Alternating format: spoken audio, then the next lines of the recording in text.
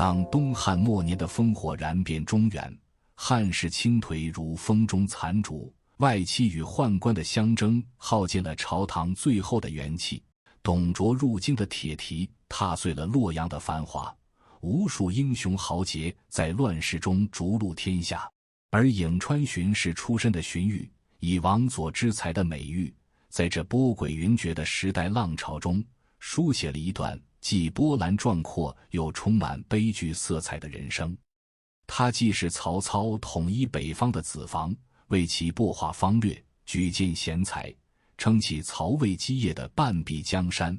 又是以匡扶汉室为终极理想的士人，终因理想与现实的剧烈冲突，在寿春的寒夜里机智而没，成为那个时代士大夫精神与命运的缩影。他的一生是汉末乱世的缩影，是志气与忠诚的交织，更是一场关于理想与妥协的悲壮博弈。荀彧的家族渊源早已为他埋下匡扶天下的人生伏笔，而这份渊源的重量远不止于简单的家风传承。东汉末年的颍川郡绝非普通的行政区域，它是天下学术的中枢，政治精英的孵化池。这里经学兴盛，名士辈出，荀氏更与钟氏、陈氏、韩氏等当地望族以姻亲连结，师友相契，织就礼章足以影响天下走向的士人网络。荀彧的祖父荀叔以德行与学识闻名当世，被诗人尊为神君。他的8位叔父因才学出众，并称荀氏八龙，其中叔父荀爽更是官至3公之一的司空，仅用95天便从平民跃升至朝堂重臣，创下东汉官场的传奇。生于这样的家族，荀彧自幼年起便浸润在经学传家的氛围中，既有家学熏陶赋予的深厚学识，更承袭了修身、齐家、治国、平天下的儒家理想，而家族与天下士人的紧密连结，更让他自出生起就站在天下棋局的关键位置。他所见的不仅是个人仕途，更是颍川士人集团乃至天下清流的未来。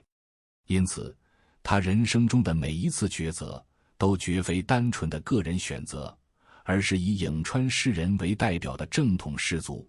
对未来天下共主的一次审慎筛选与投资。正是基于这份考量，他选择离开彼时名望正盛的袁绍，并非袁绍势力不足，而是他看透了袁绍外宽内忌、好谋无决的本质。此人虽能聚拢人才，却不懂信任任用；虽有争霸之心，却无匡扶汉室之念，终究无法实现士人集团重整纲纪、恢复正统的集体理想。而当他转向当时实力尚弱的曹操时，看重的也绝非一时的兵力，而是曹操身上的雄略与明达。曹操在讨伐董卓时展现的忠义，在治理东郡时显露的才干，让荀彧断定，这是一块值得雕琢的璞玉，是彼时唯一可能尊奉汉室、重整河山的人选。他的这一选择如同一道无声的号令，钟繇、郭嘉、陈群等颍川才俊纷纷追随他的脚步，投奔曹营。这些人不仅成为曹操集团的智力核心，郭嘉献10胜10败论定官渡胜局，陈群后来创立9品中正制，奠定曹魏选官根基，钟繇镇守关中，解除西顾之忧，更以颍川士族正统的身份，为曹操集团注入了关键的政治合法性，让曹操从宦官之后的争议势力转变为士族认可的汉室守护者。不过，荀彧早年的人生并非一路顺遂，一场与宦官家族的联姻曾让他深陷舆论非议的漩涡。其父荀滚曾任济南相，深谙东汉末年宦官专权的凶险。彼时宦官集团与士族矛盾尖锐，荀氏虽为清流，却也需避祸自保。为了家族安危，荀滚安排荀彧迎娶了中常侍唐衡的女儿。中常侍是宦官集团的核心职位，在当时士大夫眼中，宦官乃是扰乱朝纲的浊流，与宦官家族联姻，无异于与浊流同流合污。消息传出，不少诗人对荀彧颇有微词，甚至有人讥讽他失却清流本色。关于这段联姻的影响，史书中另有一说，称荀彧年少时便以才名传遍乡里，其王佐之才的声望，足以掩盖联姻宦官家族的负面评价，故而并未受到过多讥议。但无论哪种说法，都从侧面印证了荀彧早年的两个核心特质：一是家族传承的政治敏感度，懂得在乱世中为家族避祸，哪怕承受非议；二是自身才华铸就的个人声望，足以突破外界标签的束缚，赢得世人的认可。这两点后来都成为他在乱世中立足的重要根基。真正让荀彧王佐之才的名声传遍天下的，是南阳名士何虞的评价。何虞是东汉末年著名的诗人伯乐，眼光独到且极具分量。当他见到年少的荀彧时，不禁惊叹不已，当着众人的面直言：“此王佐之才也。”这句评价不仅是对荀彧才华的极致认可，更像一句贯穿他一生的预言，成为他此后行事的准则。他毕生追求的，从来不是割据一方的霸业，而是辅佐明主匡扶汉室，重现太平的伟业。他的才始终是为王道服务的王佐之才，而非为霸业效力的谋臣之志。东汉末年的乱世很快为荀彧提供了检验才华的舞台。南阳人殷修出任颍川太守时，早已听闻荀彧的才名，上任后第一时间便征召他为郡中主簿。这一职位看似只是掌管文书典籍，实则需参与政务谋划，是太守的核心幕僚，也是荀彧正式踏入仕途的起点。在主簿任上，他处理政务条理清晰，为殷修提出的多项治理建议均切中要害，初步显露了理政之才。公元189年，荀彧凭借家族声望与自身才德，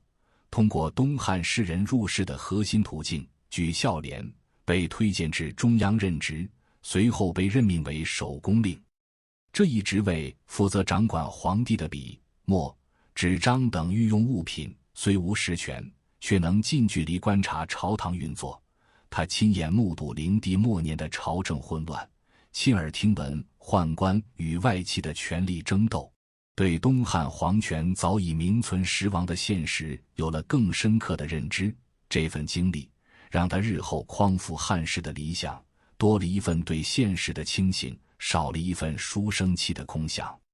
同年9月，董卓入京后的野心彻底暴露，他废除少帝刘辩，改立陈留王刘协为汉献帝，以废立之举打破了朝堂最后的权力平衡。11月，又自封为相国，享有入朝不趋、建履上殿的特权，总揽朝政。其部下在洛阳烧杀抢掠，昔日繁华帝都沦为人间地狱。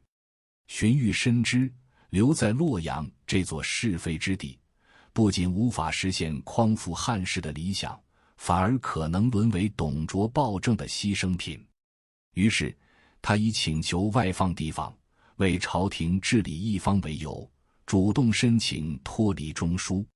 董卓虽猜忌世人，却也不愿背负压制人才的骂名，遂任命他为抗府县令，今山东济宁南。但上任不久，荀彧便看出董卓集团的必亡之势。董卓的残暴已激起天下诸侯讨伐，其内部又矛盾重重，覆灭只是时间问题。而抗府县地处中原要冲，一旦天下大乱，必然成为各路势力争夺的战场，绝非久居之地。深思熟虑后，他毅然弃官归乡。这是荀彧人生中第一次重要的主动抉择，他放弃了安稳的仕途、明确的官阶，选择在乱世中暂退一步，只为寻找真正能实现匡汉理想的道路。这份不恋战、知进退的清醒，正是他远超同时代士人的地方。归乡后的荀彧，首先想到的不是个人安危，而是宗族与乡人的命运。颍川地处中原腹地，四通八达，是典型的四战之地，无山川支险可守，却扼守天下交通要道。一旦战火蔓延，必然成为各路势力争夺的焦点，百姓难逃兵险之祸。于是他找到同乡父老，恳切劝说：颍川乃四面受敌之地，若天下局势有变，此处必遭兵戈反复侵扰，诸位当早日迁徙，不可久留。然而故土难离是刻在古人心中的执念，乡人们大多贪恋祖宅田产，不愿背井离乡，甚至有人认为荀彧是危言耸听。就在此时，时任冀州牧的韩馥派人前来。韩馥亦是颍川人，念及同乡之意是真，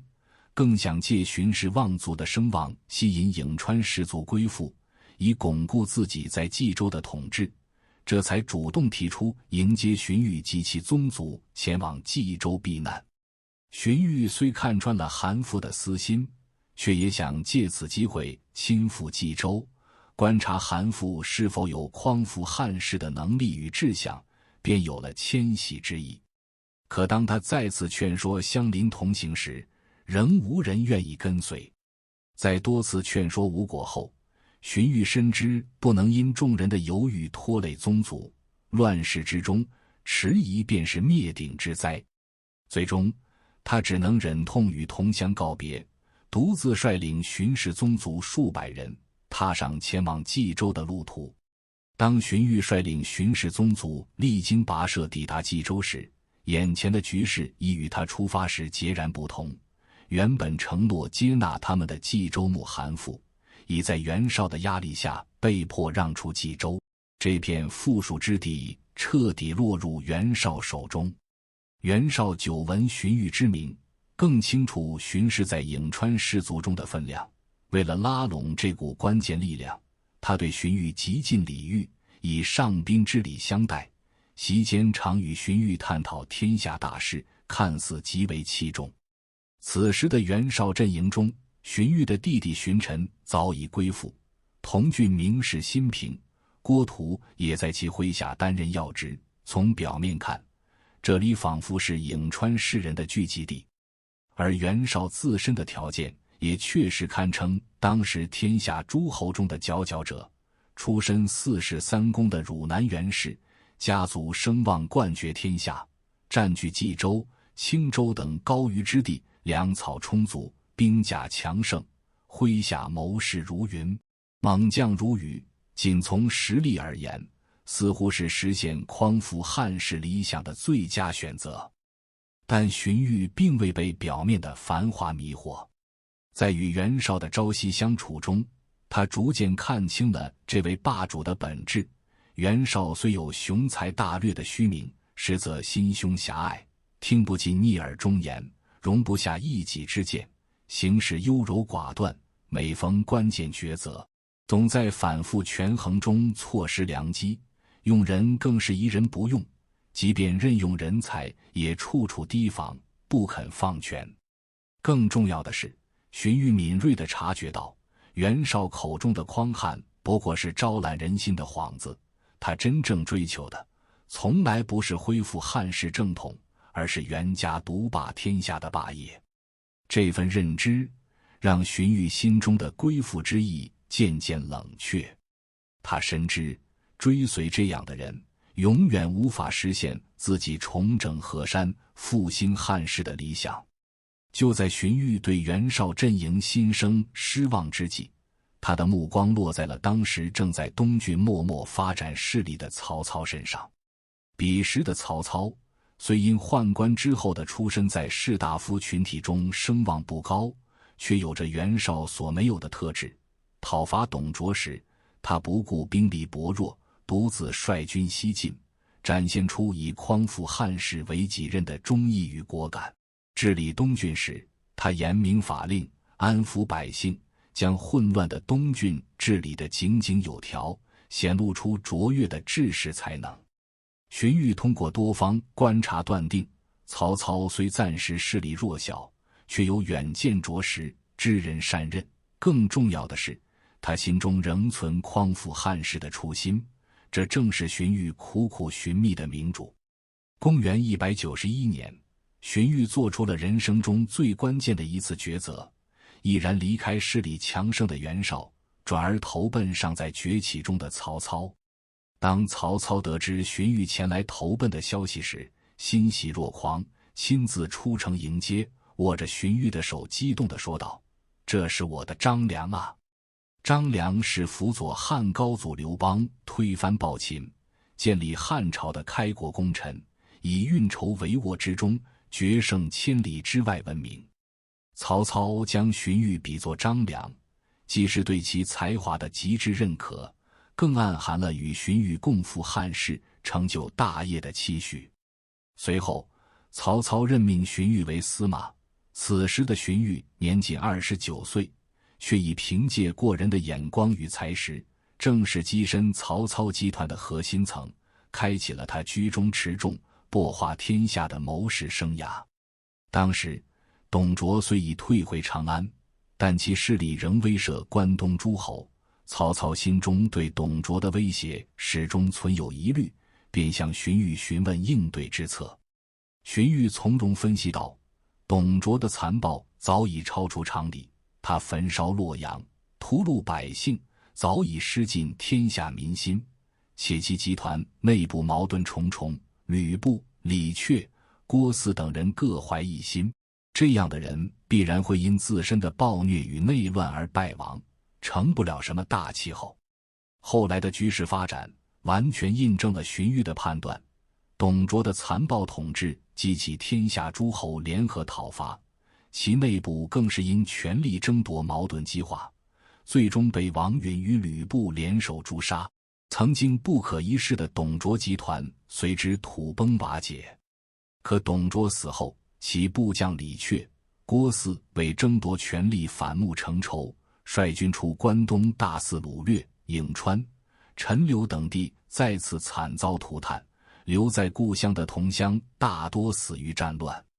消息传来，荀彧既为乡人的遭遇悲痛，也更加庆幸自己当初的抉择。正是因为离开颍川，选择追随曹操，他与荀氏宗族才得以保全。也正是这次经历，让他更加坚定了辅佐曹操平定乱世、保护百姓的决心，将匡扶汉室的理想与辅佐曹操安定天下的实践更紧密地结合在一起。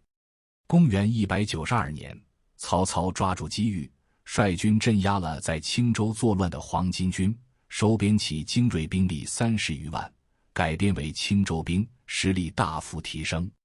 朝廷为表彰曹操的功绩，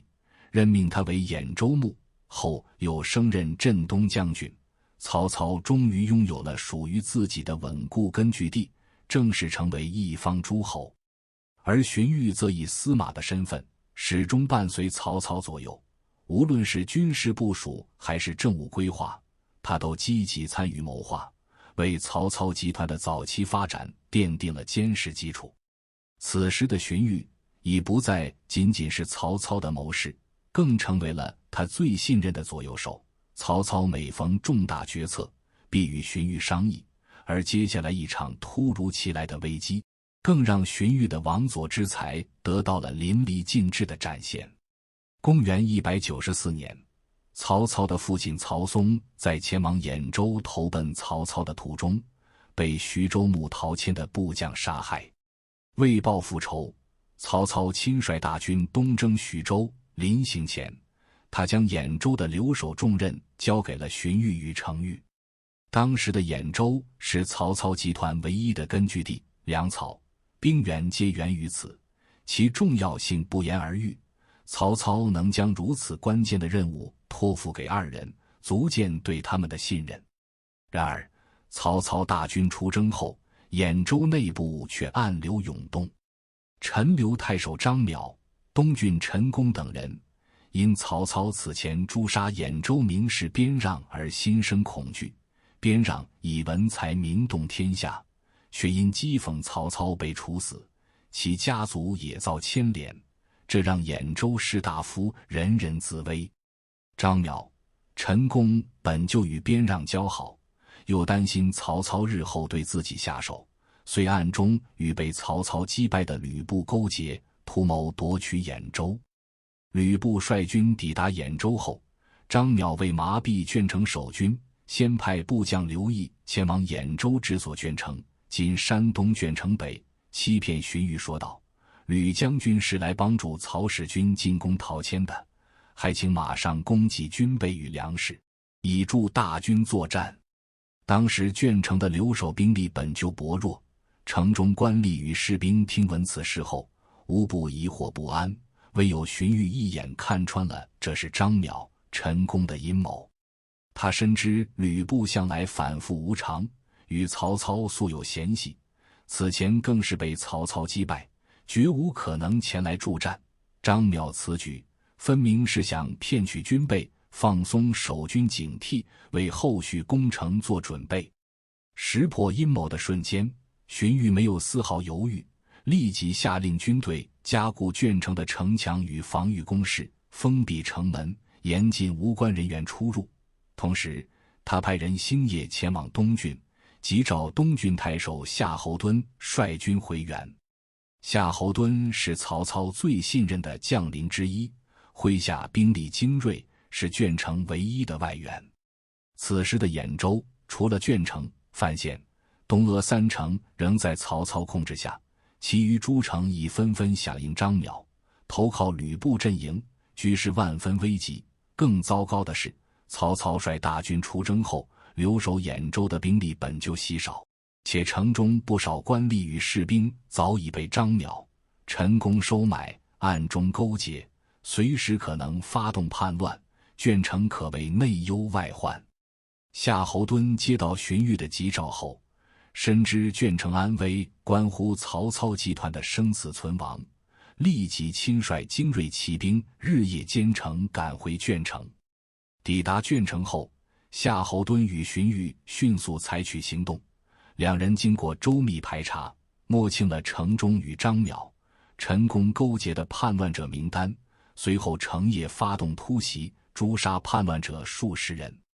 这一果断的举措，不仅震慑了城中潜在的反叛者，更稳定了军心与民心，让鄄城的防御暂时得以稳固。可危机并未就此解除。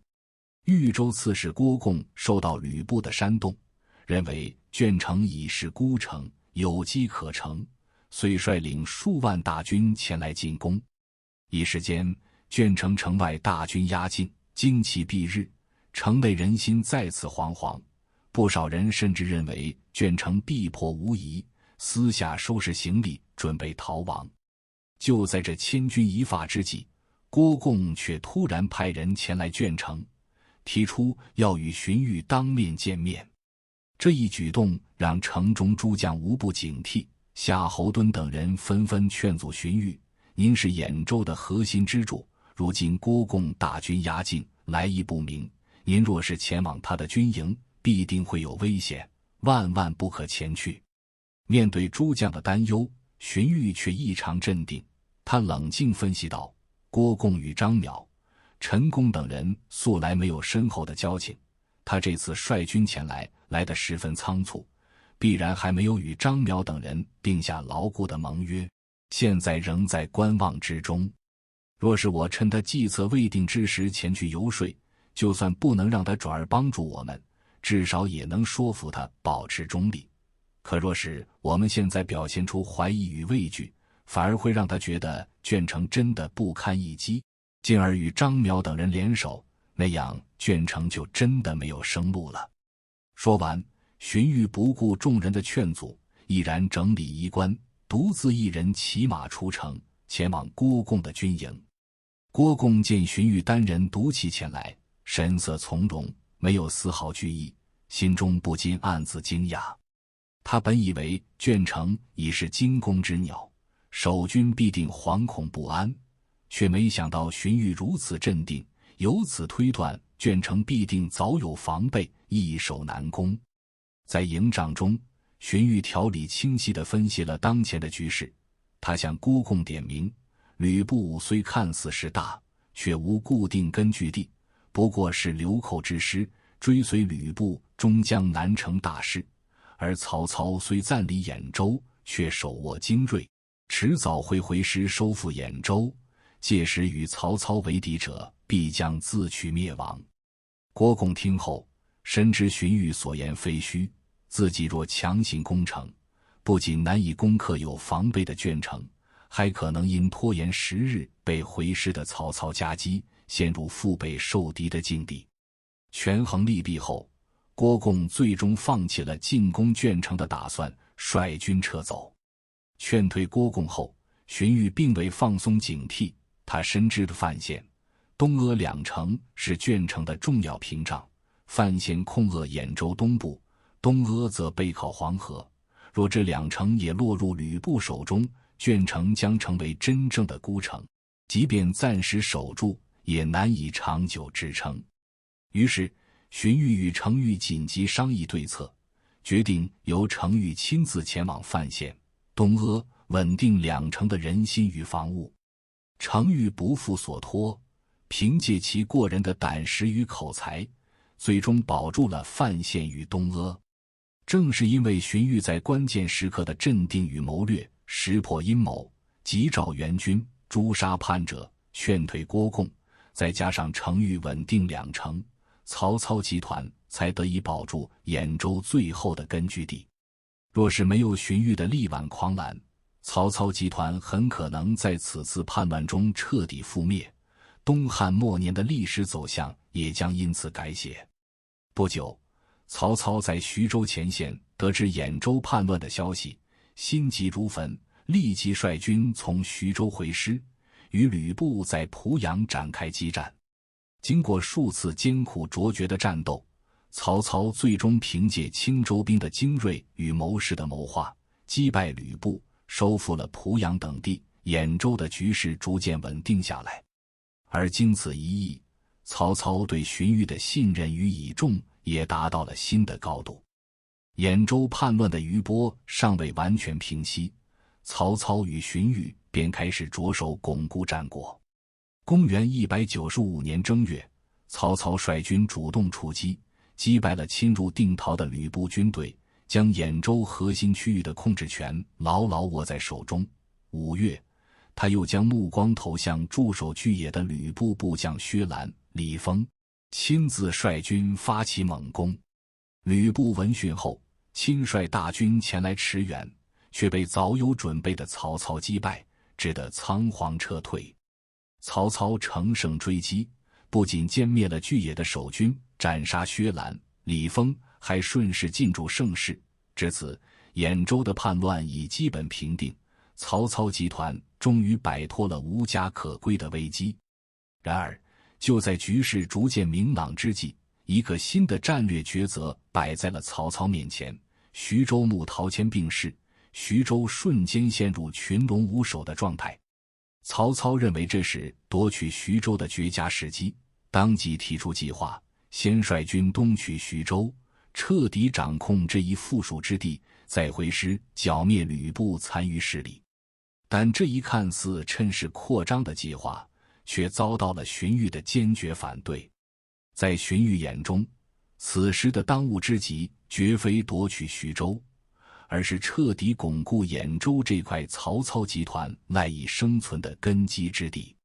为了说服曹操，荀彧以历史为鉴，开篇便点明核心战略。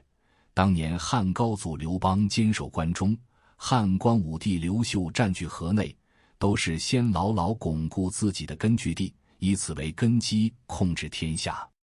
这样一来，进可凭借根据地的粮草兵力战胜敌人，退可依托根据地坚守自保，即便中途遭遇挫折，最终也能成就大业。接着，他将话题拉回当下，您本是凭借兖州起事，平定了山东地区的战乱，兖州百姓对您早已心悦诚服。况且兖州横跨黄河、济水，是天下的交通要冲，即便经历战乱有所残破，但其地理优势与民心基础仍在，足以支撑我们自保。这里就是将军您的关中与河内，绝不能在根基未稳时轻易舍弃。随后，荀彧为曹操规划了更稳妥的2步走策略。如今我们已经击溃李丰、薛兰、吕布势力元气大伤，若此时分兵向东牵制陈宫，他必定不敢贸然向西进犯。我们可趁机组织百姓收割麦子，节约粮食，储备谷物，待粮草充足后，再一举打垮吕布，彻底清除兖州境内的威胁。届时，我们再向南联合扬州的刘胄，共同讨伐袁术，逐步控制淮水、泗水一带，势力自然会稳步扩张。紧接着，荀彧话锋一转，直指夺取徐州的3大弊端：其一，兵力分散，危及根基。若舍弃吕布不打，而东攻徐州，留守兖州的兵力多，则进攻徐州的兵力不足，难以攻克；留守兵力少，则需征调百姓守城，导致百姓无法从事农耕与生产，动摇兖州的经济根基。一旦吕布趁机率军侵扰，抢掠百姓，兖州民心必乱，到时候恐怕只有鄄城、范县、东阿3城能保全，其余之地都将脱离我们的控制，失去兖州这个根据地，我们将无处安身。其二，徐州早有防备，难以攻取。陶谦虽死，但徐州军民已吸取往年被讨伐的教训，必定会因畏惧而紧密联合，内外呼应，奋力抵抗。何况如今东方各地已收割麦子，他们必然会实行坚壁清野之策，将粮食与物资转移或销毁。若我军久攻不下，又无法从当地获取粮草，不出10天，10万大军即便未与敌军开战，也会先陷入缺粮的困乏之中。其三，民心相悖，即便攻取也难守住。上次讨伐徐州时，您曾实行暴力惩罚的政策，徐州子弟想到父兄被杀的耻辱，必定会誓死抵抗，绝无投降之心。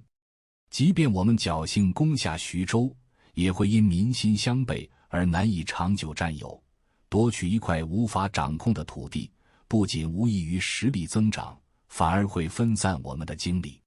这番分析条理清晰，利弊分明，既戳破了夺取徐州的短期诱惑，又阐明了巩固兖州的长远价值。曹操听完后豁然开朗，当即放弃了进攻徐州的计划，转而按照荀彧的策略行事，以免抓紧战机组织军民收割熟麦，储存粮秣，积蓄实力，以免集中兵力追击吕布残余势力，逐步收复兖州所有城池。不久后，曹操在定陶再次大败吕布，吕布率领残部连夜欺营逃往徐州，曹操则乘胜攻取定陶城，并派遣部队收复兖州各县。至此，兖州彻底平定。这场兖州保卫战的胜利，不仅让曹操集团彻底摆脱了生死存亡的危机，更让曹操拥有了一块稳固的根据地。正是这块根据地，为他日后统一北方、成就大业奠定了坚实基础。而这一切都离不开荀彧在关键时刻的清醒判断与坚定劝阻。兖州平定后，曹操集团的势力逐渐壮大，但如何在群雄逐鹿中进一步发展，如何实现匡扶汉室的理想，成为了曹操与荀彧共同思考的核心问题。就在两人探索方向之际，一个足以改变天下格局的机遇正在洛阳悄然出现。汉献帝刘协即将从长安返回洛阳。这一事件不仅成为曹操集团发展的重要转折点，更让荀彧的王佐之才在政治层面得到了淋漓尽致的展现。公元196年的中原大地，战火未息，却已显露出微妙的变局。汉献帝刘协在杨凤、董承等大臣的护卫下，历经千辛万苦，终于从残破的长安返回了故都洛阳。然而，这座曾经繁华的帝都，早已在董卓之乱中沦为废墟，宫室被焚毁殆尽，百姓流离失所，献帝与群臣只能在断壁残垣中搭建临时住所栖身，甚至时常面临断粮的困境。此时的天下诸侯对迎奉天子的态度各不相同，有的觊觎皇权却畏惧风险，担心迎奉天子后反而受其牵制，有的忙于割据扩张而无暇顾及，认为残破的洛阳毫无价值。其中实力最强的袁绍坐拥河北富庶之地，其谋士沮授曾建议他迎奉天子，以令诸侯，但袁绍却以洛阳残破，不便久居，天子身边有韩先、杨凤等势力，难以控制为由，拒绝了这一建议。而在曹操集团内部，对于是否迎奉献帝也争议不休。多数将领认为，徐州尚未完全平定，吕布、刘备等势力仍在东方虎视眈眈，且洛阳有韩先、杨凤等人把持朝政，他们虽实力不强，却控制着献帝的起居与政令，此时前往迎奉，不仅难以掌控局面，反而可能引火烧身，陷入挟天子意，令诸侯难的困境。就在众人犹豫不决之际，荀彧再次挺身而出，以其深邃的政治远见，为曹操指明了方向。他以历史典故阐明尊王的战略价值。从前晋文公迎回周襄王，诸侯纷纷服从，凭借尊王之名确立了霸主地位。汉高祖东征项羽时，为义帝川素服发丧，赢得了天下人的同情与归附，最终成就帝业。自从天子蒙难以来，将军您率先倡导义兵勤王，只是因为山东战乱纷扰，未能远赴关右驰援，但即便如此，您仍多次分派将领与朝廷通使，这份心系王室的诚意，天下人有目共睹。接着，荀彧一针见血地指出了迎奉天子的三大益处，将政治道义与战略利益紧密结合。其一，奉迎主上以顺应民心。历经战乱，天下百姓无不渴望安定，天子便是安定的象征。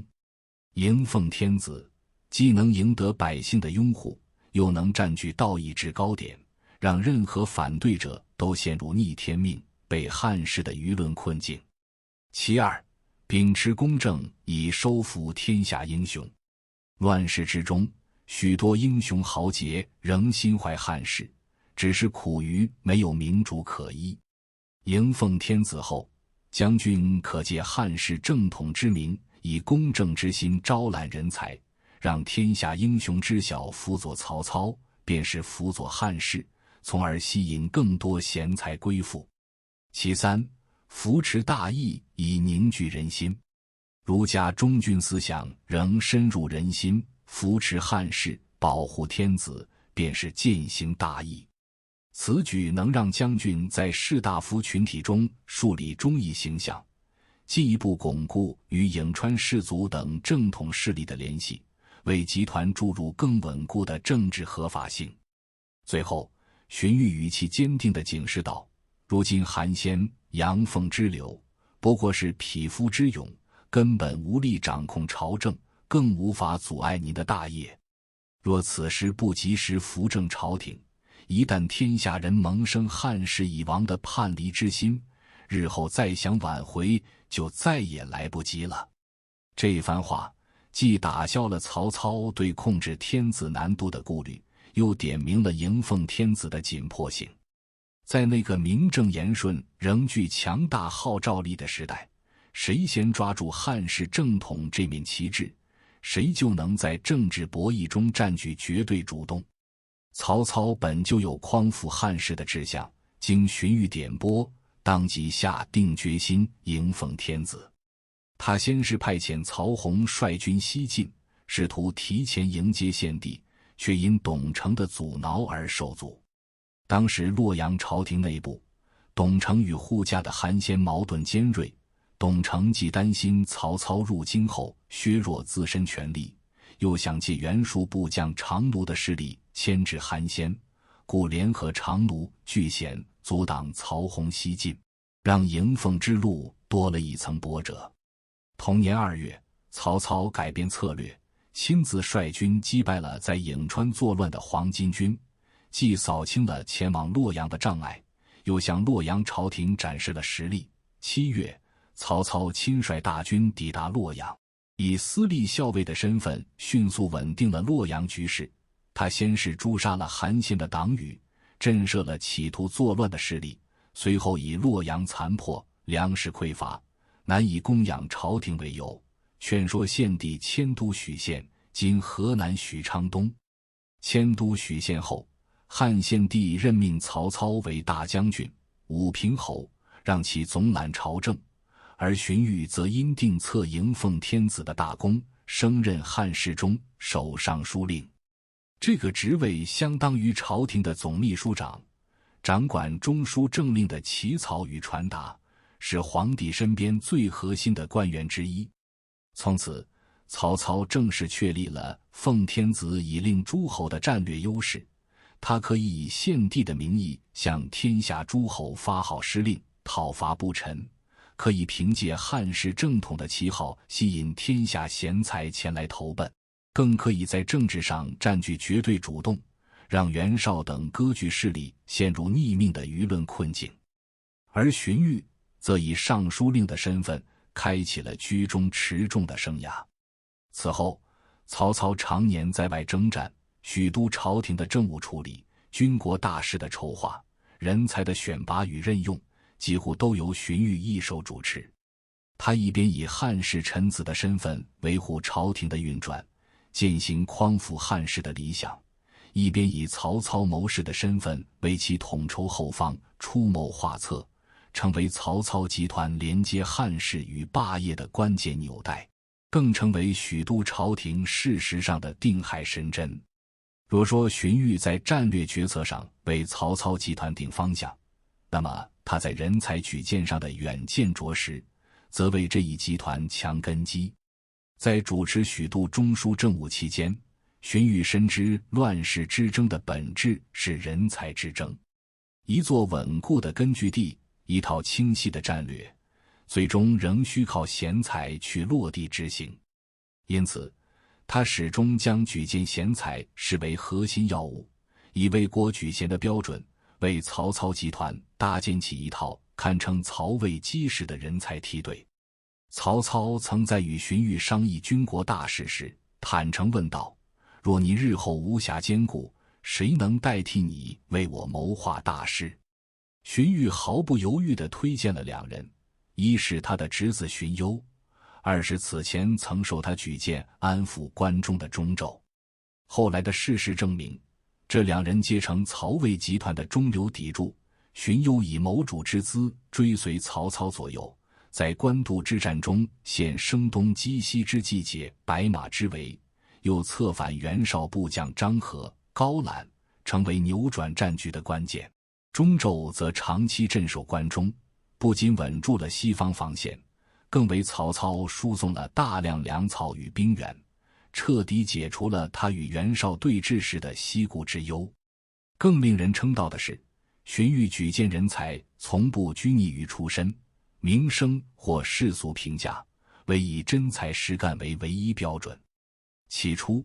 他向曹操推荐了戏志才，此人虽在当时名气不显，却足智多谋，深得曹操信任。可惜英年早逝，让曹操一度陷入无人可与继世的困境。戏志才死后，荀彧又立刻向曹操推荐了郭嘉，这位日后被称为鬼才的谋士，以其对人心的精准预判，对战局的奇绝把控，为曹操平定吕布、击败袁绍、北征乌桓立下汗马功劳，成为曹操最倚重的左膀右臂，甚至被曹操视为托孤之选。除了荀攸、钟繇、戏志才、郭嘉这几位核心谋士，荀彧还为曹操举荐了一大批覆盖军政经各领域的人才。陈群后来创立九品中正制，成为曹魏乃至后世数百年的选官核心制度，为政权稳定提供了人才保障。司马懿虽在曹操时期未完全展露锋芒，却在后续抵御蜀汉、稳定北方中发挥关键作用。杜基性情傲慢，文采不显，却极具治世之才，被举荐后治理河东郡10余年，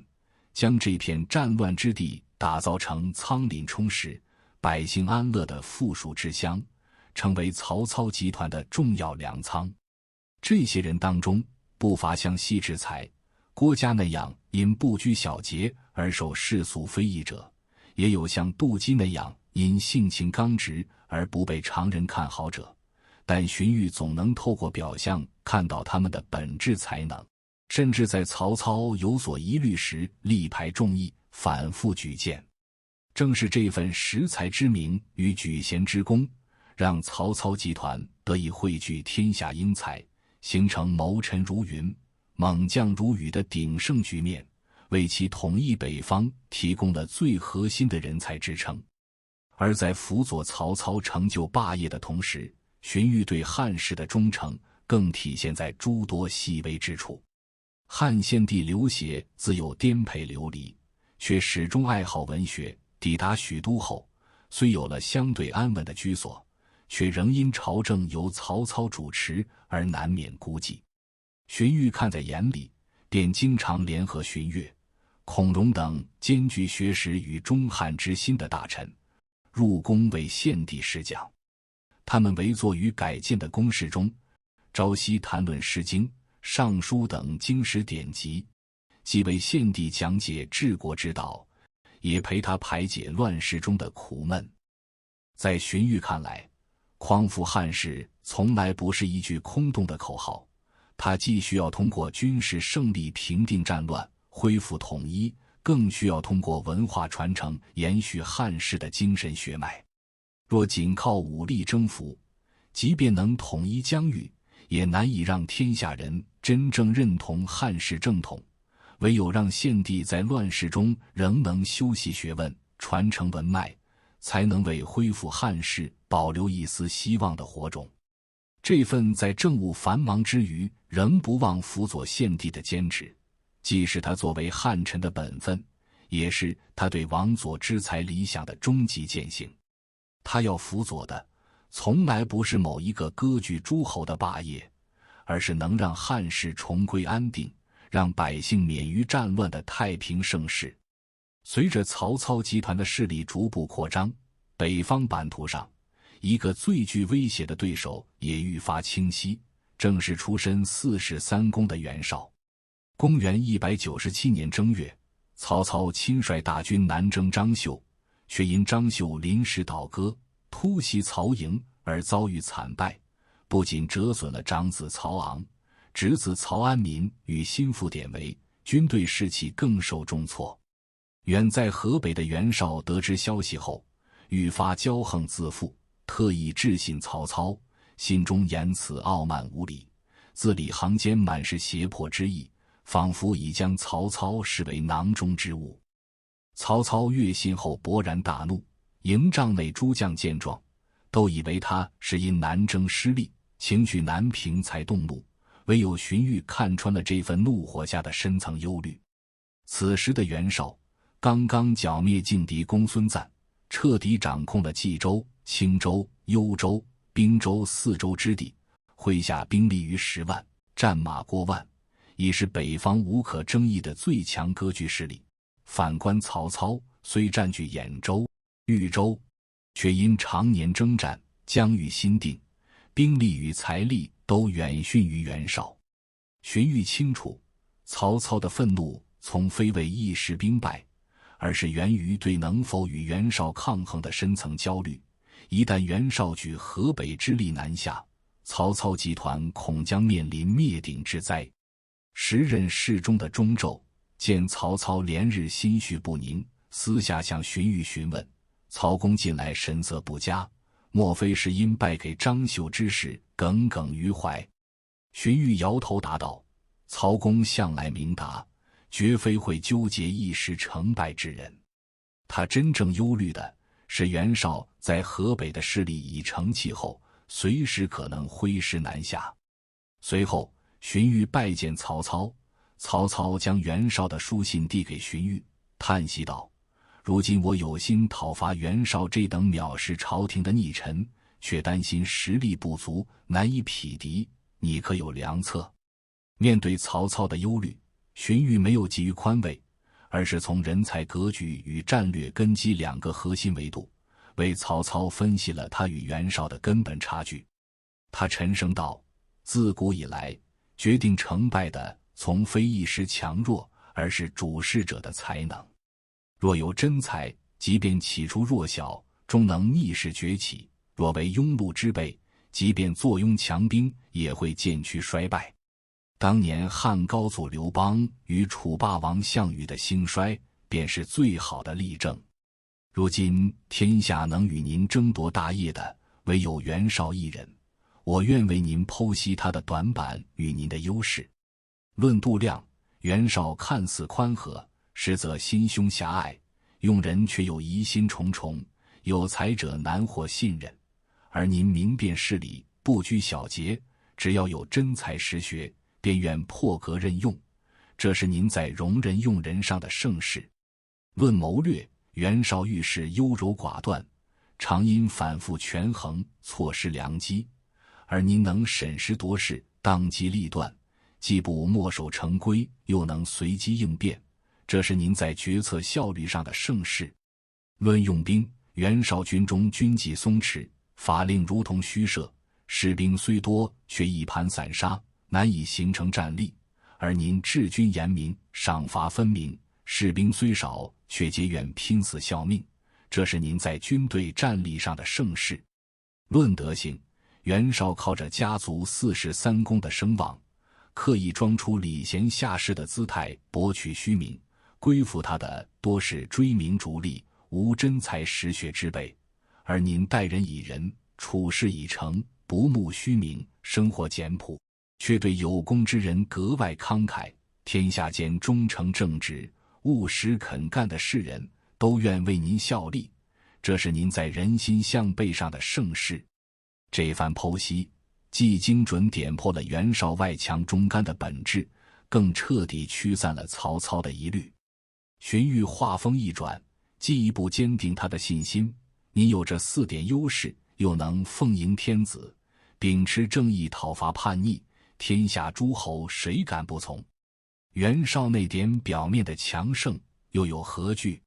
曹操听后，紧锁的眉头终于舒展，心中焦虑一扫而空。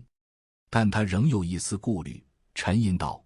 我担心袁绍会暗中联络关中、煽动韩遂、马腾等将帅叛乱，再向南拉拢刘璋夹击我们。若真如此，我便要以眼喻2州之力，对抗天下5/6的势力，这该如何应对？荀彧早已料到这份担忧，从容答道：关中之地将帅林立，彼此互不同属，其中虽以韩遂、马腾势力最强，但他们见山东战乱不休，必然会选择拥兵自保，不敢轻易卷入纷争。如今我们可先以恩德招抚，派遣使者前往关中示好，即便不能让他们长久归附，至少在您平定山东之前，他们绝不会主动叛乱。至于关中的具体事务，可将其托付给中胄，他既有才识，又善外交，定能稳住局面。您尽可放心，专注于对抗袁绍。曹操当即采纳了荀彧的建议，立刻任命中胄为侍中、司隶校尉，持节前往关中安抚诸将。中胄抵达关中后，果然不负所托，他先是亲赴韩遂、马腾军中，以朝廷恩威与唇齿相依的利害关系反复劝说，最终成功说服2人各自派遣儿子入朝为质，明确表达了归附朝廷的心意。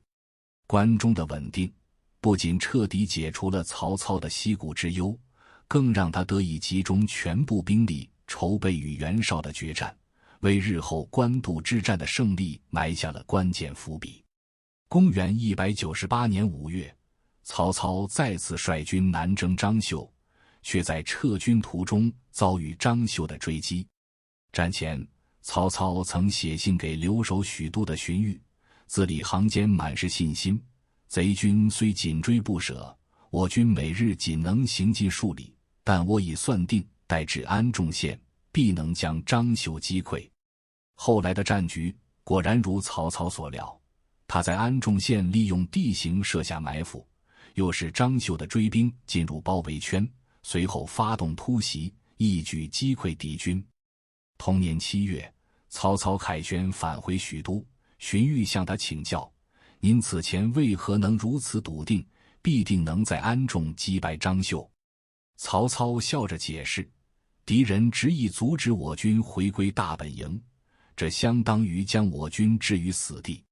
兵法有云：置之死地而后生，士兵在绝境中必然会拼死作战，凭借这份士气，我们自然能取胜。这段简短的对话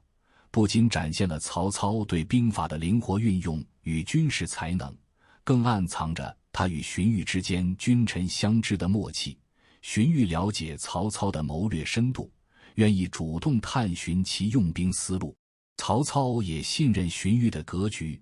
愿意坦诚分享自己的判断逻辑。在尔虞我诈的乱世中，这种基于战略共识的信任尤为难得。解决了张绣的威胁后，曹操按照荀彧此前先驱吕布，再图袁绍的战略规划，将目光转向了盘踞徐州的吕布。同年12月，曹操率军攻克下邳，诛杀吕布，彻底平定徐州。这一胜利不仅消除了曹操集团东部的威胁，更让其疆域进一步扩大，兵力得到补充。此时的曹操已不再是仅据兖州的地方势力，而是拥有兖州、豫州、徐州，具备与袁绍正面抗衡实力的强大诸侯。公元199年4月，曹操又乘胜出击，亲征依附袁绍的河内太守崔固。他先是派遣部将北渡黄河，斩杀崔固，随后攻占战略要地社犬，经河南武至西北，彻底控制河内郡。这一举措的战略意义尤为关键，一方面切断了袁绍与关中诸侯的联系，防止袁绍形成南北夹击之势；另一方面将势力推进到黄河以北，为日后与袁绍的决战建立了前沿阵地。至此，曹操通过巩固兖州、平定徐州、安抚关中、控制河内的一系列操作，完成了对抗袁绍的战略布局。而这每一步关键决策背后都离不开荀彧的谋划与支持，从战略方向的定调到具体执行的细节，两人始终保持着高度一致。公元200年，决定北方归属的官渡之战正式爆发，这场战役也成为检验荀彧基建先实的试金石。袁绍派遣颜良、文丑等大将率军南下，企图先扫清黄河以南的曹军据点，再一举攻克许都。曹操则率军进驻官渡，今河南中牟东北，凭借有利地形与袁绍对峙。同年9月，官渡之战进入最艰难的阶段，曹军军粮即将耗尽，士兵因长期对峙疲惫不堪，不少将领心生退意，连曹操也感到力不从心，甚至写信给荀彧，表达了想要退守许都的想法。此时的许都虽远离战场，却也面临着袁绍势力的渗透与威胁，一旦曹操退守，许都很可能陷入混乱。荀彧深知官渡之战不仅是军事力量的较量，更是双方意志的比拼。若曹操此时退缩，袁绍必然会乘胜追击，曹军士气将彻底崩溃，此前多年的经营也将付诸东流。因此，他立即回信，坚定地劝阻曹操：袁绍将所有兵力聚集于官渡，意图与您一决胜负。如今您以弱势兵力对抗强敌，若此时不能顶住压力制服他，反而会被他掌控战局，这正是天下局势的关键转折点。况且袁绍不过是布衣之雄，他虽能聚拢人才，却不懂任用，而您既有英明威武的才能，又有天子的名义加持，如此优势，攻向哪里不能取胜？为了进一步坚定曹操的信心，荀彧还以楚汉相争的历史为例，眼下我军的军粮短缺，却远不及当年刘邦、项羽在荥阳、成皋对峙时那般艰难。当时刘邦、项羽都不愿先退，因为先退的一方必然陷入被动。如今你以紧急袁绍1/10的兵力，在官渡坚守半年，早已扼住了袁绍的咽喉，让他无法前进一步。如今袁绍的锐气已尽，底细暴露无遗，局势随时可能发生变化，这正是使用奇谋扭转战局的最佳时机，万万不可错过。荀彧的回信如同一剂强心针，让曹操重新坚定了决战的信心。他打消了退守的念头，继续在官渡坚守，耐心等待战机。不久后，局势果然如荀彧所料，袁绍的谋士许攸因家人犯法被审配逮捕，愤怒之下投奔曹操，并献上偷袭乌巢的关键计策。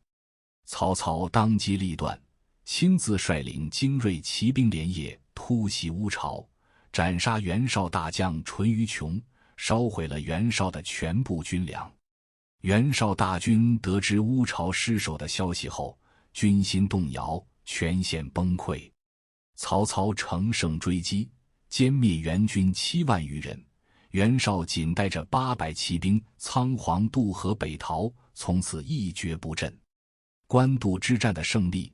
不仅为曹操统一北方筑牢了根基，更将荀彧的先见之明展现得淋漓尽致。他此前的诸多预判，后来皆一一成真。据《三国志》记载，他早已看穿沈佩会因许攸家人触犯律法而逮捕其妻儿，此举必然激起许攸的怨恨，最终促使其背叛袁绍。他也精准断定颜良、文丑虽有匹夫之勇，却缺乏谋略，一旦临阵作战，必难逃被杀的结局。就连田丰的命运，他也提前洞悉。田丰性格刚直，屡屡直言冒犯袁绍，而袁绍心胸狭隘，绝容不下这般逆耳忠言，终将因劝谏之罪处死田丰。战后，曹操曾对身边人感慨道：官渡之战相持最艰难时，我一度想退守许都，若不是荀彧在后方坚定劝阻，全力支撑，我恐怕早已撤军，更别提击败袁绍，平定河北了。这番话既是对荀彧功绩的由衷认可，更点破了两人前线决战与后方支撑的默契配合。曹操是阵前决策、领兵冲锋的统帅，荀彧则是稳居后方、锚定战略的定盘星。正是这份君臣相知、内外相契，才让曹操在兵力、粮草皆逊于袁绍的悬殊局面下，打赢了这场改写汉末历史走向的关键决战。官渡之战后，曹操集团的势力迎来爆发期，而战略方向的每一次校准，仍离不开荀彧的冷静判断。公元201年3月，曹操见袁绍新败，便想乘胜南征荆州刘表，以快速拓展疆域。但这一急功近利的计划再次被荀彧否决。他从巩固北方根基的核心逻辑出发，向曹操分析道：如今袁绍虽败，但其部众离散未散，河北之地尚未完全平定，我们应当趁他元气未复，一举扫平河北，将北方彻底纳入掌控，这才是长久之计。若此时放弃河北，远征江汉，一旦袁绍收拢残部，乘虚袭击我们的后方，届时前线进退两难，后方根基动摇，您的大业必将陷入险境。曹操再次接纳了荀彧的建议，放弃南征刘表，转而集中兵力北进。同年4月，曹军与袁绍残余势力展开决战，最终将其彻底歼灭。袁绍的主力损耗殆尽，从此再也无力与曹操抗衡，北方的统一只剩下时间问题。荀彧的这一决策，不仅避免了曹操陷入两线作战的困境，更让曹军得以集中力量消化胜利果实，为后续平定河北铺平了道路。公元202年5月，袁绍因兵败的残愤与病痛交加，呕血而亡。他的2个儿子袁谭、袁尚为争夺继承权反目成仇，互相攻伐，这为曹操彻底平定河北创造了绝佳时机。同年7月，曹操为表彰荀彧多年来的盖世功勋，特意上表朝廷，请求封荀彧为万岁亭侯。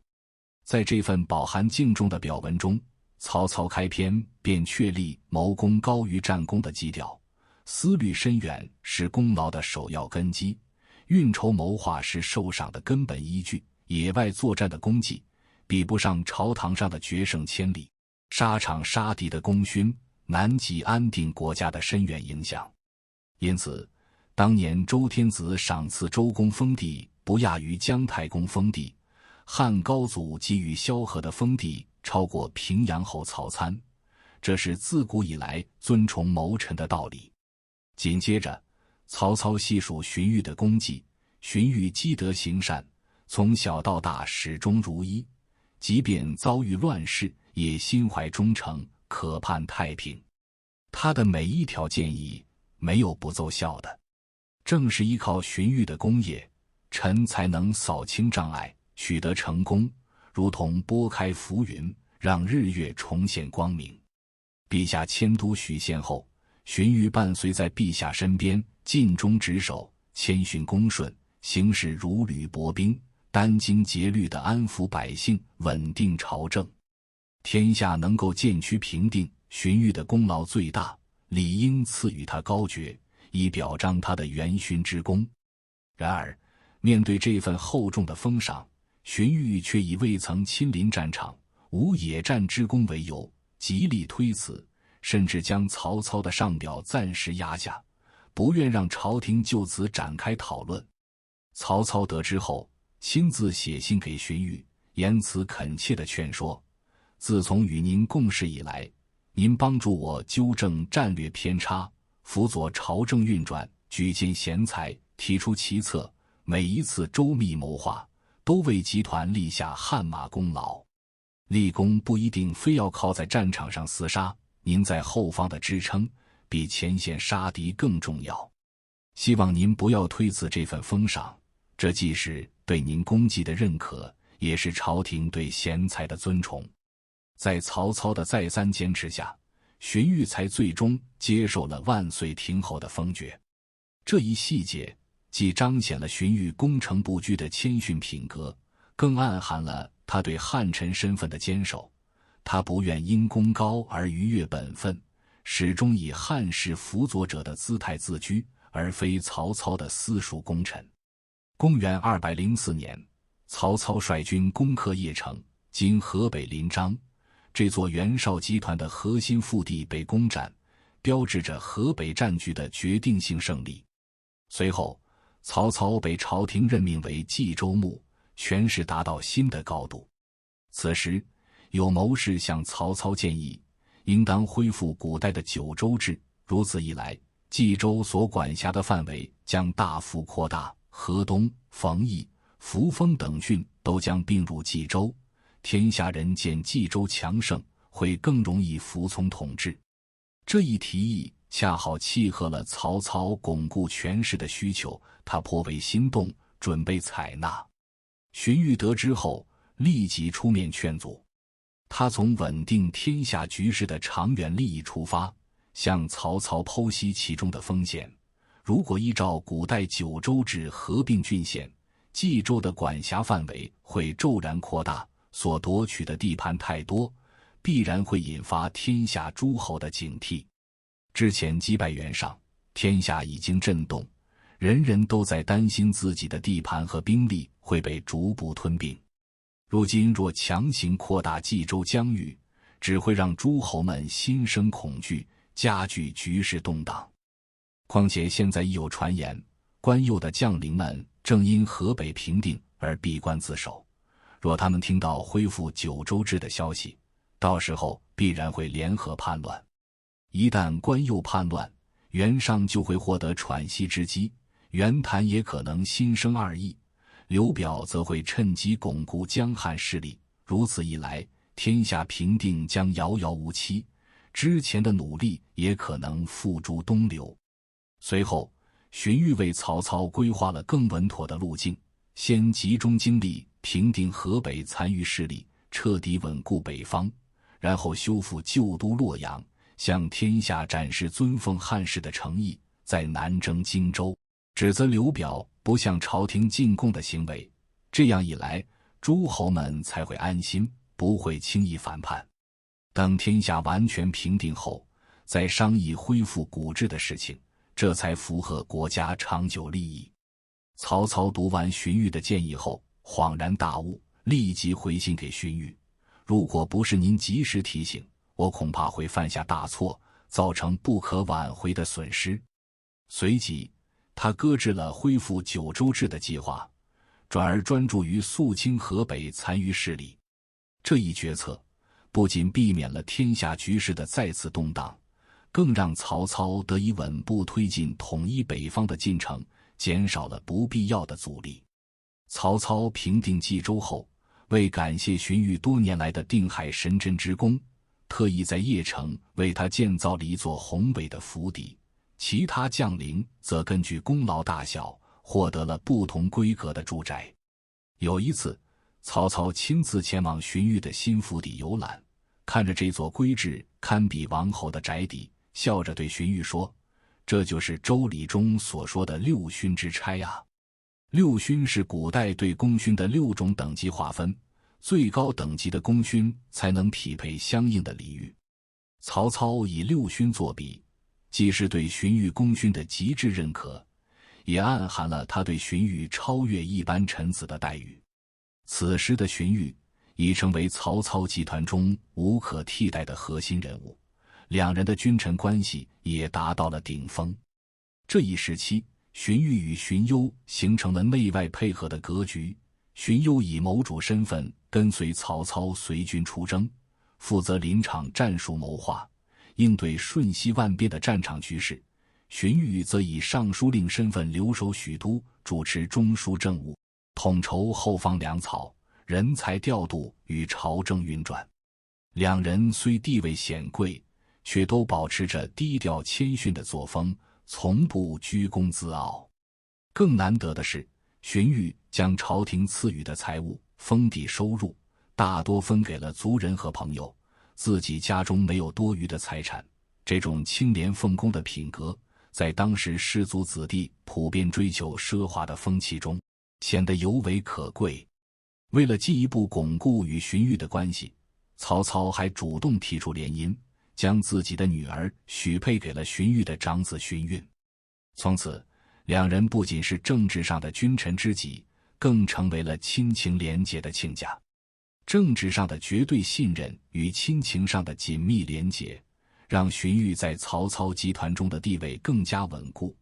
也让这段君臣相知的佳话在乱世中增添了一抹温情色彩。当曹操彻底平定河北，以为北方大局已定之时，新的危机却在滨州与河东悄然酝酿，而荀彧的识才之明与战略远见再次成为化解危机的关键。公元205年，袁绍外甥高干在滨州发动叛乱，试图复辟袁氏势力。与此同时，河东太守王毅被朝廷征召入朝，郡内官员未固，范先等人表面请求挽留王毅，实则暗中与高干勾结，图谋反叛。河东郡的战略价值不言而喻，它地处黄河以东，背靠关中，面朝河北，是连接中原与关中的交通要冲，且劈山带河，易守难攻。一旦此地落入叛军之手，不仅会切断曹操集团与关中的联系，更会威胁许都后方的稳定。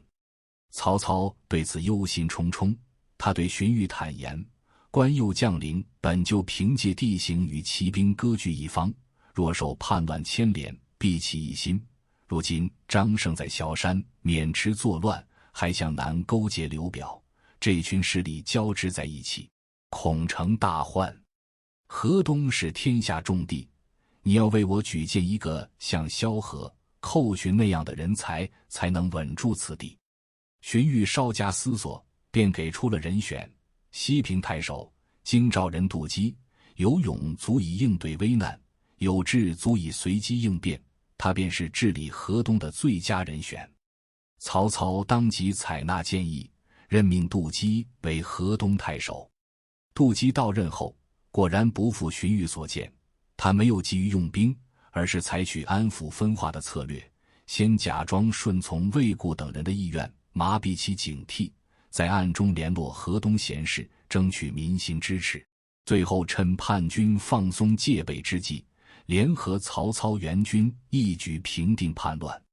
此后杜基在河东任职16年，他广施仁政，鼓励农耕，兴办学校，将战乱后的河东打造成当时少有的安定富庶之地，政绩被天下人誉为第一。杜基的成功不仅印证了荀彧知人善任的识才之明，更让河东成为曹操集团稳固的后方基地，为后续南征北战提供了源源不断的粮草与兵源。随着曹操集团的势力日益强盛，荀彧的功勋也愈发厚重。公元207年春，曹操为表彰荀彧多年来的定策之功，再次上书朝廷，请求为荀彧增加10亿。在这份表文中，曹操详细回顾了荀彧2次改变战局的关键贡献。从前袁绍侵犯朝廷边境，我军与他在官渡对峙，当时兵少粮尽，我已打算退回许都，便写信与荀彧商议，是他坚决反对，极力陈述坚守的必要性，还提出进讨方略，启发我的思路，纠正我的错误，这才击败强敌，收降袁绍部众。他洞察胜败关键的才能，世间少有。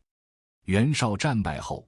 我军粮草也已耗尽，又认为河北难以攻取，打算南征刘表，又是荀彧出面阻止，详细分析利弊。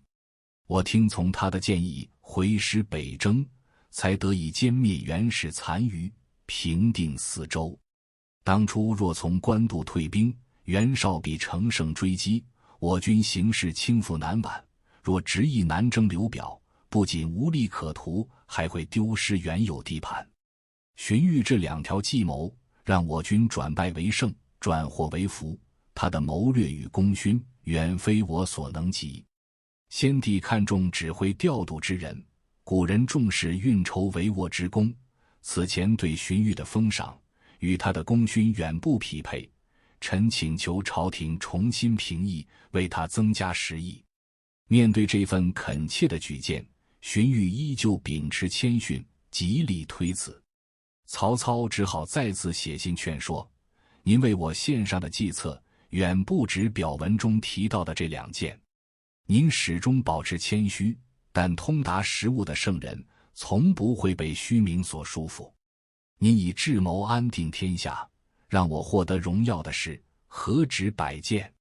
我仅仅以2件事为您请求增封，您尚且推辞，何必如此谦逊？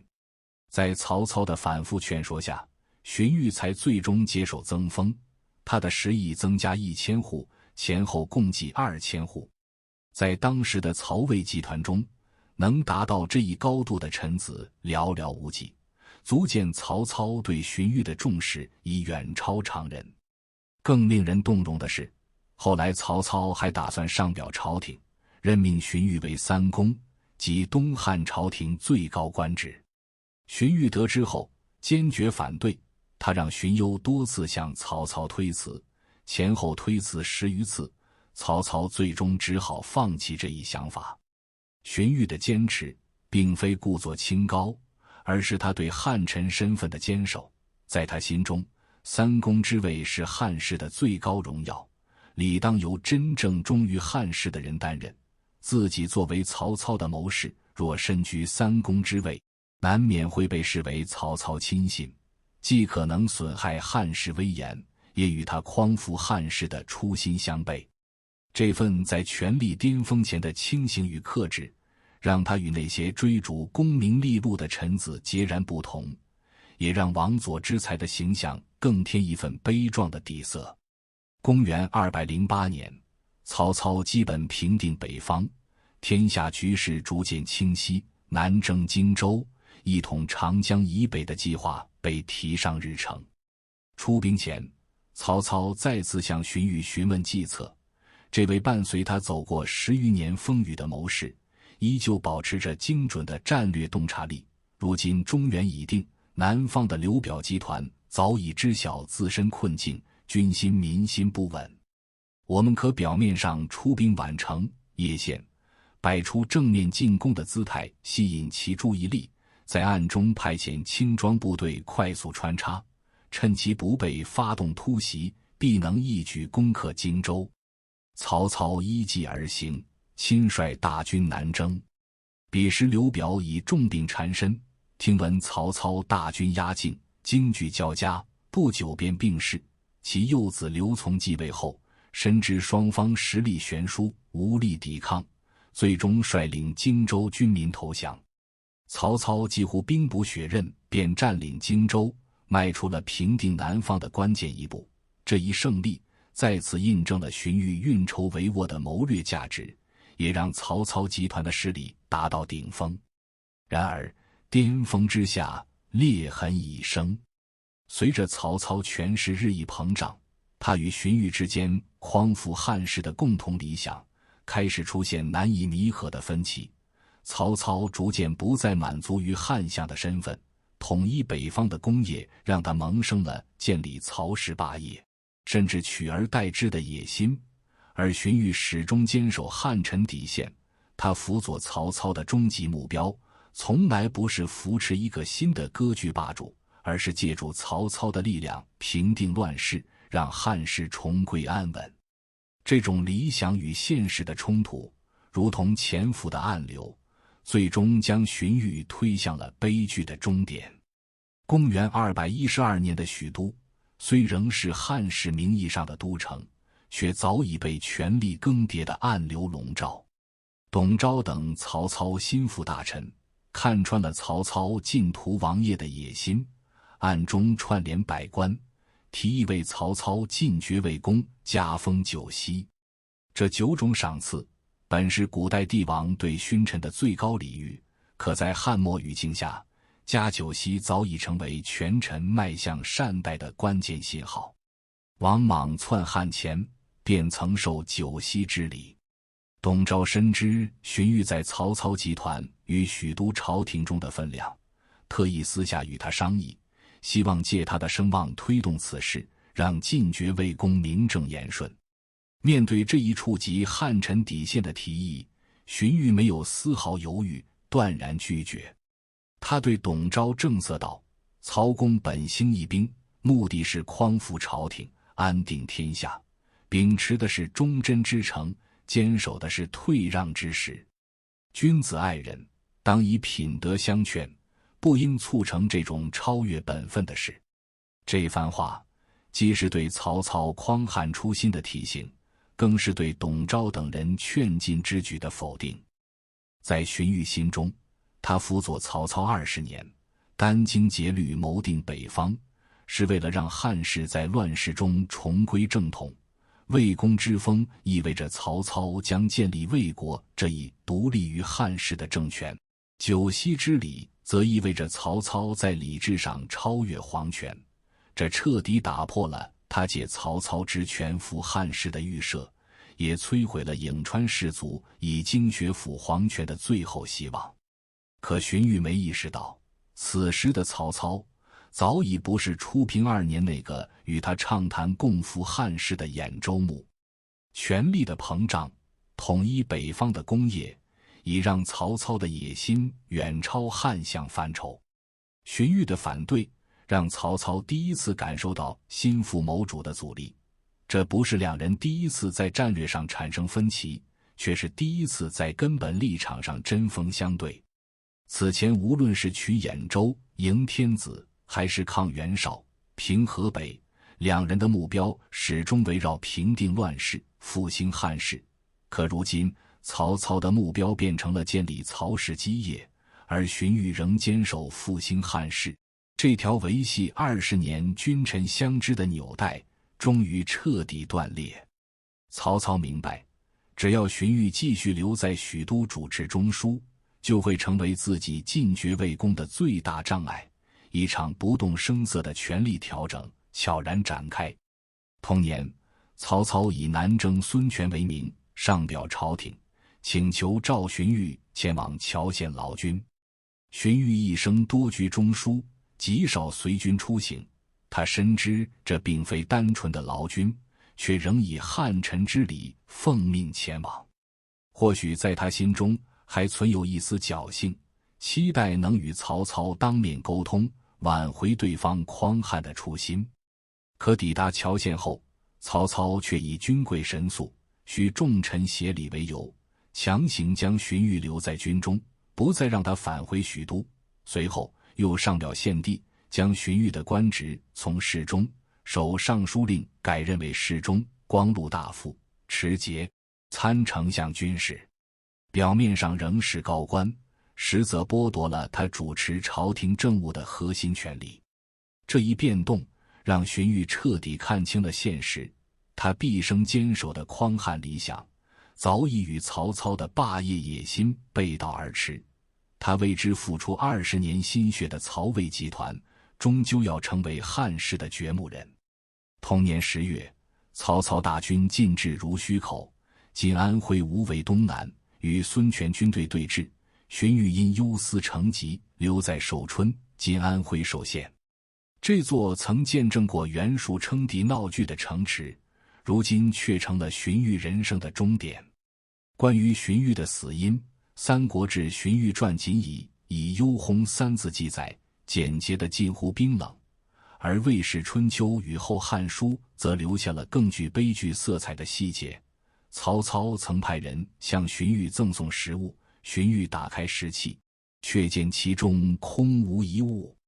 这位一生秉持王道的谋士，瞬间读懂了曹操的深意：识君之路，忠君之事。可若君已非汉室之君，路便无从谈起。空食器既是曹操对他拒绝合作的回应，也是对他坚守汉臣的最后施压。最终，荀彧在寿春的寒夜中服毒自尽，时年50岁。消息传回许都，汉献帝刘协闻讯，深感痛惜。尽管他早已沦为傀儡，却仍以汉室天子的名义，在祭祀之日下令取消宫廷宴乐，以此悼念这位毕生守护汉室的忠臣。这份来自皇权的微薄敬意，成为荀彧汉臣身份最后的注脚。荀彧临终前曾做过一件耐人寻味的事，他将自己20年来与曹操讨论军国大事的书信尽数烧毁。后人推测，他或许是不愿让这些定计取天下的谋略流传于世，以免成为曹氏篡汉的罪证；或许是为了保护家人与荀氏宗族，避免因自己的立场牵连族人；更或许是他不愿让后世知晓自己曾为掘墓人搭建起颠覆汉室的基石。这份临终前的决绝，恰是他矛盾一生的缩影，既是曹魏基业的总设计师，又是汉室江山的殉道者。回溯荀彧的一生，他并非只懂谋略的谋士，更有着超越时代的治国远见。早在曹操统一北方之初，他便曾劝谏曹操悉顺命与，纪、契、高尧分治任事，教化征伐，并行不悖。高祖初定天下，有举叔孙通治礼仪于戎吕之间，世祖头歌讲义，西马论道，方有光武中兴。今将军外定武功，内宜兴文学，是干戈剑指，大道流行，六礼俱至，此鸡但抚周之业也。若显制度于当世，扬名于后世，岂不胜哉？他希望曹操能在平定乱世之外，肩负起复兴文治的责任，让汉室不仅在军事上重归统一，更在文化与制度上延续正统。可惜，这份远见最终随着他的离世沦为泡影。曹操后来虽一兴文学、定制度，却多是为曹氏代汉铺路，而非荀彧所期盼的汉室中兴。荀彧的离世后次年，曹操便如愿进爵魏公，在邺城建立魏国，仿照朝廷规制设置百官，从丞相到魏公，从辅佐汉室到建立独立政权，这一步跨越，恰是荀彧当初坚决反对的核心所在，也印证了他对魏公之封将动摇汉室根基的预判绝非杞人忧天。公元216年，曹操再进一步进爵魏王，获得摄天子旌旗，出入礼仪规格几乎与汉献帝无异，距离皇帝之位仅一步之遥。公元220年，曹操病逝，汉献帝刘协禅位，曹丕正式建立曹魏政权。至此，延续400余年的汉室统治宣告终结。回望这段历史，便会发现，荀彧之死正是曹操权力彻底失控的转折点，失去了这位汉臣底线守护者的牵制，曹氏代汉的进程再也无人能阻。荀彧用生命捍卫的理想，最终还是淹没在了权力更迭的浪潮中。随着时代变局的推进，荀彧的家族也走上了分化之路，荀氏子弟的不同选择，恰似汉末士族在中汉与顺曹之间的艰难抉择。荀彧的长子荀运承袭了万岁亭侯的爵位，又因迎娶曹操之女安阳公主，成为曹魏的皇亲国戚，看似融入了新政权的核心圈层。然而，荀运却因与曹植交好，卷入曹丕与曹植的夺嫡之争，待曹丕继位后，便因旧怨遭到记恨。尽管他官至虎贲中郎将，却在壮年时早早离世，未能善终。与兄长不同，荀彧的幼子荀粲则选择彻底远离政治。他醉心于玄学清谈，提出言不尽意的哲学观点，认为语言无法完全表达思想本质，成为曹魏玄学的代表人物之一。荀粲不再像父亲那样执着于匡扶汉室的理想，也不参与曹魏的权力斗争，而是以旷达避世的态度适应着新时代的规则。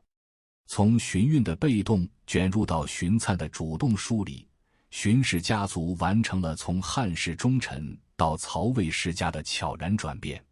这不仅是一个家族的命运转折，更折射出汉末至三国时期士族群体的普遍困境。在旧王朝崩塌、新政权崛起的夹缝中，坚守理想者多遭悲剧，顺应时势者方能存续。而荀彧无疑是这个家族中最后一位为汉室殉道的人，他的坚守成为荀氏家族史上最悲壮也最耀眼的一笔。时光流转至公元265年，魏帝曹奂突然下诏追赠荀彧为太尉，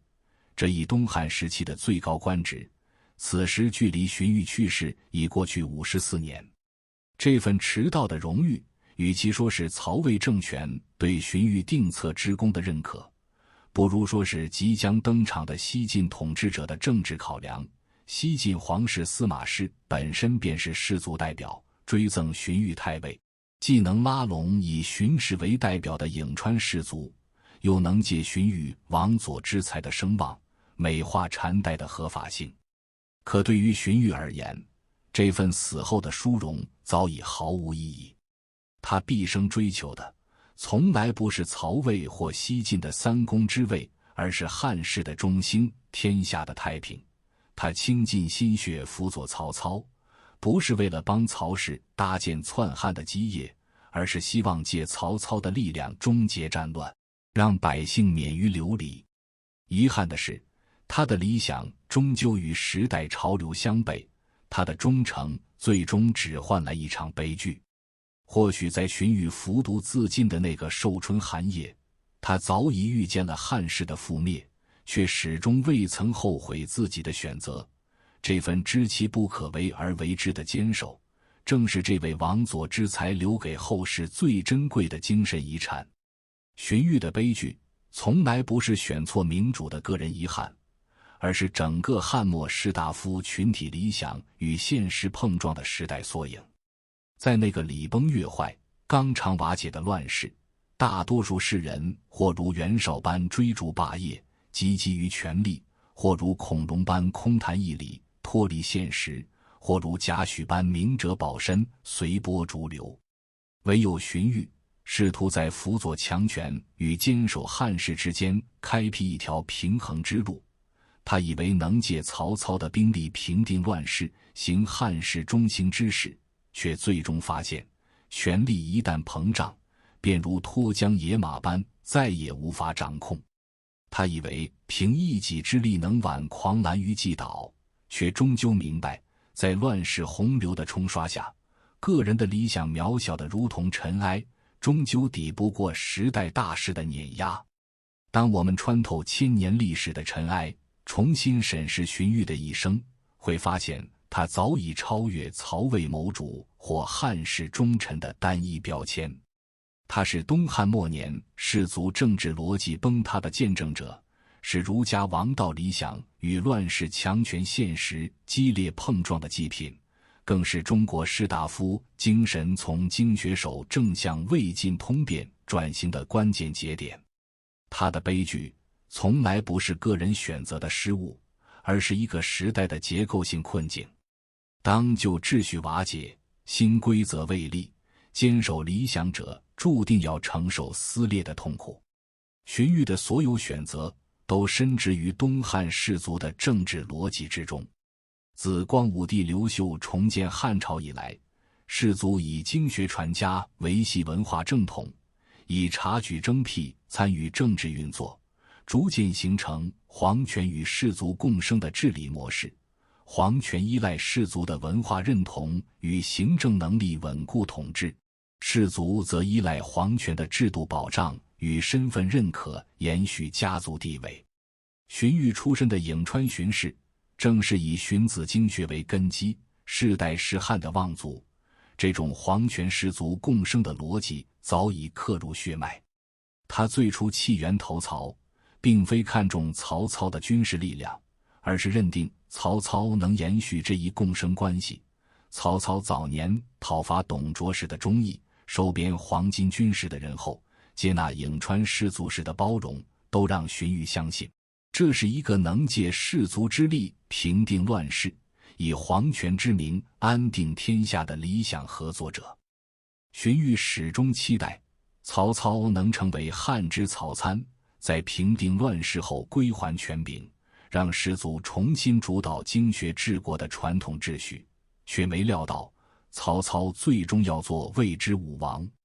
因此，当曹操提出晋魏公加九锡时，荀彧的坚决反对便有了深层逻辑。这不是简单的忠汉，而是反对皇权士族共生关系的彻底破裂。魏公之封意味着曹操将建立独立于汉室的魏国，九锡之礼则意味着曹操在礼制上超越皇权。这恰恰触碰了东汉士族数百年坚守的政治底线。士族可以辅佐强权，却绝不接受强权吞噬皇权；可以容忍乱世变通，却绝不放弃经学正统。从这个角度看，荀彧的死堪称东汉士族政治逻辑的最后葬礼。他死后，颍川荀氏、陈氏、钟氏等顶级士族迅速调整策略，荀攸继续辅佐曹操，陈群制定九品中政治适配新政权，钟繇镇守关中，稳固曹魏统治。他们接受了士族与新强权合作的新模式，将经学正统让位于现实利益。荀彧的坚守成了士族政治逻辑崩塌前最后的训导，而士族的妥协则开启了魏晋门阀政治的序幕。正如田余庆在东晋门阀政治中所言，荀彧之死标志着东汉士族已到弑君理想的终结，此后士族与政权的关系再也没有回到经学守正的原点。后世对荀彧的评价常常局限于忠汉与否的二元框架，却忽略了他道义观的多维性。在荀彧心中，匡汉从来不是对傀儡献帝的个人忠诚，而是对天下安定、百姓安居、文化延续的儒家理想的坚守。他毕生追求的从来不是维系某个王朝的名号，而是重建一个符合经学伦理的有序社会。更重要的是，后世对荀彧的评价从来不是对历史人物的客观还原，而是不同时代士大夫对自身精神困境的投射。每个时代的士人都在荀彧身上看到了自己的影子，也借荀彧的故事回答了自己的困惑。宋代士大夫对荀彧的推崇，便与宋代的时代困境紧密相连。面对辽金环伺的外患与党争不断的内忧，宋代士人需要荀彧这样以死明志的榜样，来坚守忠君爱国的理学信条。司马光在《资治通鉴》中刻意强调荀彧具魏公之风，以死明汉节，其实是在劝诫宋代士大夫，即便面临内忧外患，也要坚守君臣伦理的底线。苏轼则直言，荀彧的才智足以看清曹操最终一定会篡夺汉室江山，可从道义上讲，他又不忍心离开曹操，放弃自己坚守的理想。写下这样的评价时，他实则是在借荀彧的遭遇，抒发自己经历乌台诗案后的矛盾心境，既想继续为国家效力，实现抱负，又担心再次因言获罪，陷入危险。宋代士大夫对荀彧的推崇，恰与理学存天理、灭人欲的伦理观相契合，尤其在靖康之耻后，他们更需以荀彧以死明节的形象，对抗部分士人卖国求荣的颓势。到了明末清初，士大夫对荀彧的评价则转向批判，这背后是明王清兴的时代巨变带来的深刻反思。王夫之在《读通鉴论》中直言，荀彧之汉不可复而犹抱幻想，适中一隅，看似批判荀彧，实则是在反思明代士大夫只知忠君不知变通的弊病。他们认为荀彧的悲剧在于逆历史大势而动，而明代士大夫的悲剧也在于死守朱明王朝，不知革新求变。顾炎武则从天下兴亡、匹夫有责的角度解读荀彧，认为荀彧的忠不应局限于汉室一姓，而应扩展到天下百姓。若曹操能让百姓安居，即便代汉，也应予以支持。明末清初的士人其实是在以荀彧为镜，警示自己须以天下为重，而非以一姓为忠。从宋代的忠臣榜样到明末的愚忠批判，荀彧的形象虽不断变化，却始终围绕一个核心命题：士大夫该如何在黑暗时代自处。每个时代对荀彧的评价，都是那个时代的士大夫对自身精神归宿的回答。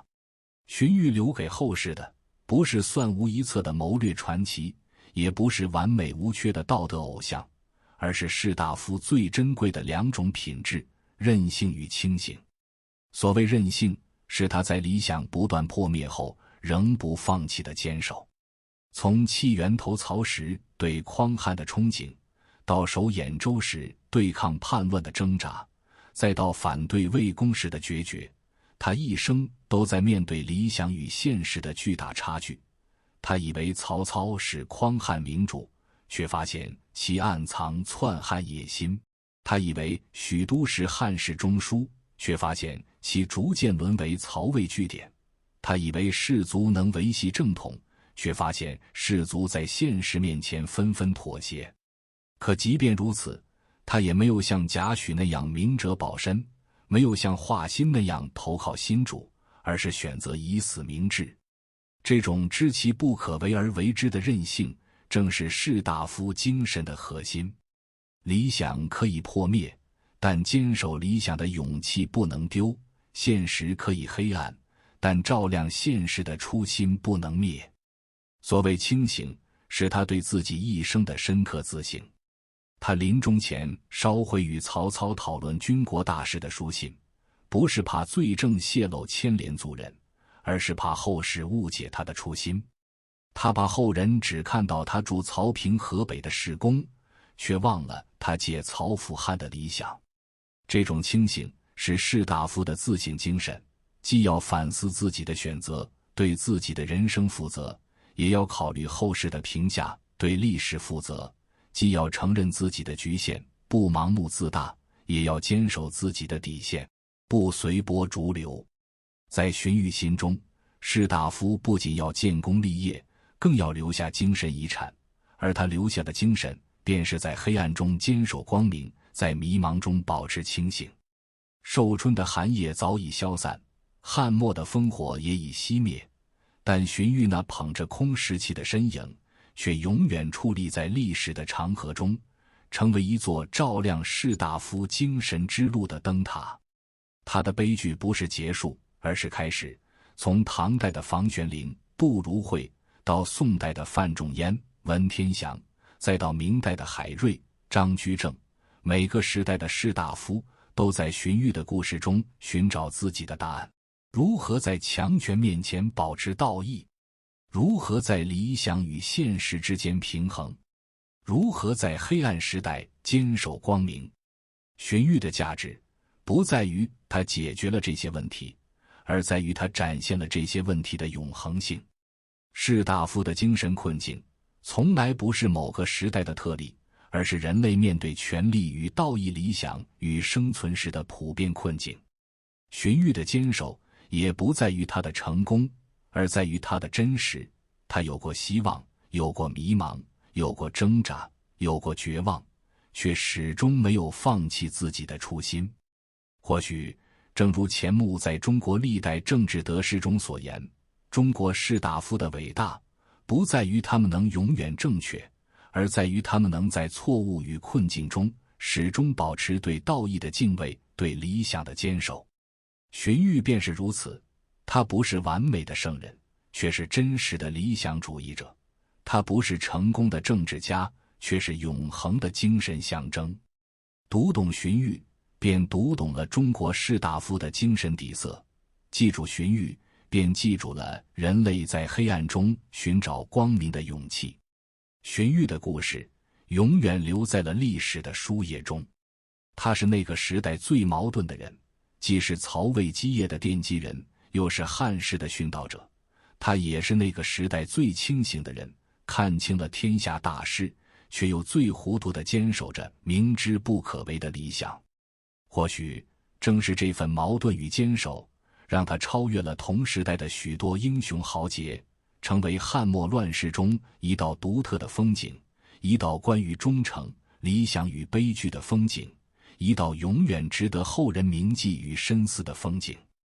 历史从未远去，它在声音中回荡。我是深入历史，我们下期再见。